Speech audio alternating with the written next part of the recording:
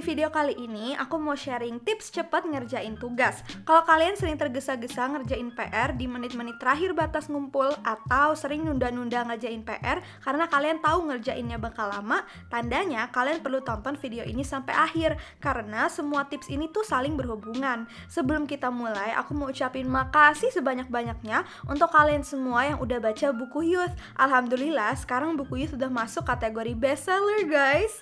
Yuk, sebelum kalian kehabisan, kalian bisa pesan online lewat WA Gramedia. And kalau kalian suka video study tips, pengembangan diri, dan lingkungan, kalian subscribe ke channel ini ya. Oke, let's get started!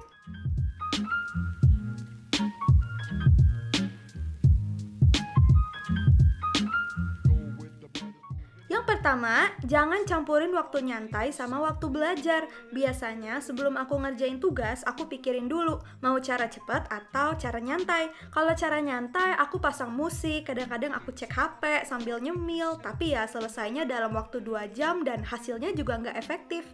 Atau aku mau cara cepet biar selesainya tuh cuma dalam waktu 30 menit. Nah, gimana tuh cara cepetnya? Pertama, rapihin meja belajar, hidupin lampu belajar, simpen HP, atau kalau aku masih perlu HP, aku pakai aplikasi yang ngeblok sosial media untuk sementara. Terus aku siapin semua alat tulis dan minuman di meja belajar biar nanti aku nggak perlu kemana-mana lagi. Menurut aku, yang paling penting itu niat. Niat untuk fokus sepenuhnya dalam waktu sebentar aja. Biar setelah selesai nanti, aku bisa fokus nyantai-nyantai tanpa ada rasa bersalah, rasa nyesel, atau rasa nggak tenang.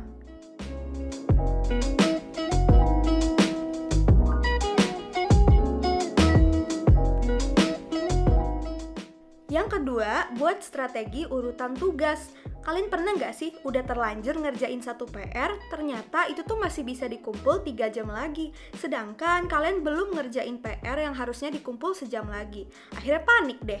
Nah, biasanya ini tuh karena kita lupa buat strategi. Kalau strategi aku sih gini, aku tulis dulu semua PR yang harus aku kerjain di hari itu di aplikasi Reminders. Terus aku pahamin dulu masing-masing tugas ini tuh nyuruh apa. Kenapa aku analisis dulu semuanya? Karena biasanya pas aku lagi ngerjain satu tugas, bisa aja muncul ide-ide untuk tugas lainnya. Jadi pas aku harus ngerjain tugas lain, aku udah nggak bingung harus ngapain. Terus aku urutin yang mana dulu yang harus dikerjain. Urutannya yang sesuai sama waktu ngumpul tugasnya. Semakin dikit waktu untuk ngerjainnya, semakin jadi prioritas. Nah, selain itu, kita juga bisa tulis apa aja hadiah kecil yang kita bakal lakuin setelah kita nyelesain suatu tugas. Misalnya, kalau aku selesai ngerjain PR MTK, aku bakal nonton satu episode series kesukaan aku. Pasti jadi jauh lebih semangat karena rasanya kayak pengen cepet-cepet selesai gitu kan, biar cepet-cepet istirahat.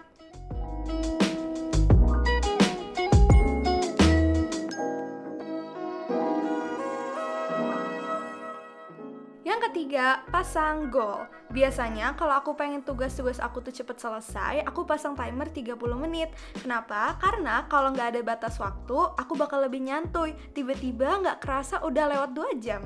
Makanya aku pasang timer, biar aku sadar kalau waktu tuh terus berjalan. Dan ngasih sedikit rasa panik biar aku terdorong untuk fokus terus. Setelah 30 menit selesai, biasanya aku istirahat dulu 5 menit. Nah, aku saranin kalian jangan cek sosial media guys kalau lagi istirahat. Karena ya kalian tahu sendiri kan, kalau udah megang HP, niatnya 5 menit, tahu-tahu jadi sejam.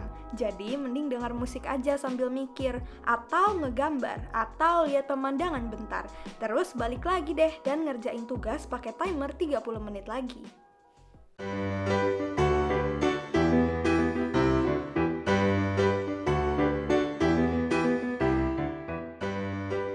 Yang keempat, read it to teach it. Kalian pernah nggak ngebaca sesuatu berulang-ulang, tapi kok rasanya kayak ngeblank gitu, yang dibaca nggak masuk-masuk ke dalam otak? Nah, inilah yang biasanya ngabisin waktu kita. Jadi, kalau mau cepet selesai tugas-tugasnya, kita perlu baca informasi atau baca soal secara lebih efektif. Teknik read it to teach it ini tuh membantu banget guys. Caranya, sebelum kita baca sesuatu, kita bilang ke diri sendiri kalau kita harus ngejelasin materi ini ke orang lain. Jadi, kita ngerasa kayak kita harus bener-bener paham sama semua materi ini kalau mau ngajarinnya ke orang lain. Menurut aku, teknik ini efektif karena pas kita lagi ngebaca sesuatu, kita jadi terdorong untuk nyari hubungan antara satu kalimat dengan kalimat lainnya. Akhirnya kita jadi lebih cepet pahamnya. Nah, sedikit tambahan, kalau kalian pengen materi yang dibaca ini untuk bertahan lebih lama dalam memori jangka panjang kalian beneran pura-pura jelasin ke orang lain. Walaupun kalian sebenarnya lagi ngomong sendiri, tapi teknik ini tuh namanya teknik Feynman. Bener-bener ngelatih kita untuk ngeluarin informasi pakai kalimat kita sendiri. Pokoknya efektif banget deh.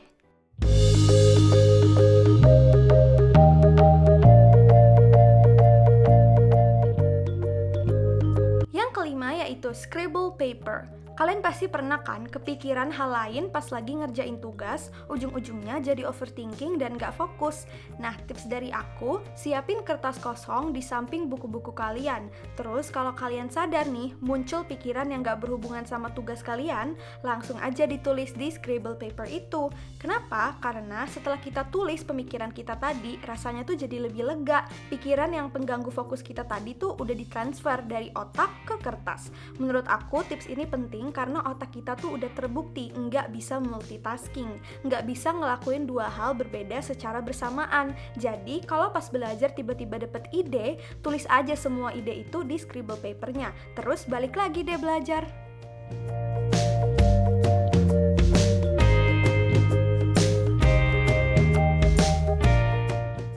Yang keenam, nyicil project. Kalau kalian misalnya ada tugas project yang kira-kira bakal butuh waktu lama dan ribet juga, misalnya kayak makalah atau tugas buat video, aku saranin kalian ngerjainnya tuh nyicil. Misalnya waktu ngumpulnya tuh 5 hari lagi. Setiap harinya kita kerjain dikit-dikit selama 30 menit.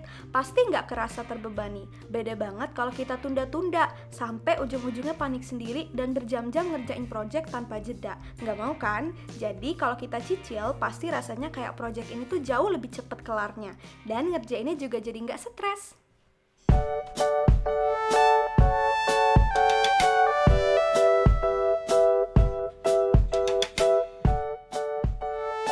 Yang ketujuh yaitu bagi tugas. Nah, kalau waktu ngerjain tugasnya emang udah mepet banget, aku kadang-kadang bagi tugas sama temen aku. Tapi ada beberapa syaratnya guys. Pertama, aku dan temenku harus punya jatah tugas yang seimbang. Nggak ada yang lebih dikit ataupun lebih banyak.